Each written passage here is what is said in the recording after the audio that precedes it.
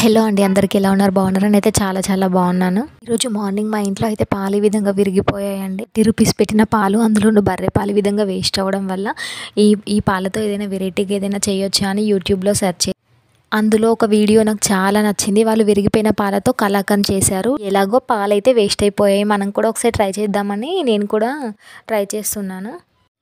పాలనైతే ఒక క్లాత్లో వేసి వడగట్టుకొని ఒక 15 నిమిషాలు ఏదైనా బరువుగా దానిపైన పెట్టి పక్కన ఉంచుకోవాలి. ఇప్పుడు ఒక హాఫ్ అన్ అవర్ తర్వాత దాన్ని తీసి ఒక బౌల్లో వేసుకొని బాగా కలుపుకొని అందులో షుగర్ యాడ్ చేసుకోవాలి. మన టేస్ట్కి సరిపడేంత ఒక 2 స్పూన్ల నెయ్యి వేసుకోవాలి. నెయ్యి వేసుకున్న తర్వాత బ్రౌన్ కలర్లో వచ్చేస్తుంది. బ్రౌన్ కలర్ వచ్చేసిన తర్వాత నీకు నెయ్యి రాసుకొని ఆ కలాకండ్ మొత్తం ఈవెన్గా స్ప్రెడ్ చేసుకోవాలి. ఇలా స్ప్రెడ్ చేసుకున్న తర్వాత ఒక 15 నిమిషాలు పక్కన పెట్టుకోవాలి చల్లారేంత వరకు. నేను కలాకండ్ అయితే కట్ చేద్దాం అనుకున్నాను, నాకైతే షేప్ అయితే రాలేదండి. ఇక మేమైతే అలానే తినేసాము.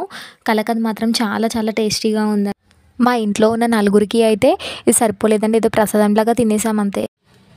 నా వీడియోస్ మీకు నచ్చితే నా వీడియోస్ని మీరు ఫస్ట్ టైం చూస్తున్నట్లయితే ప్లీజ్ అండి లైక్ చేయండి, సబ్స్క్రైబ్ కూడా చేసుకోండి. ప్లీజ్ సపోర్టింగ్ మీ అండి.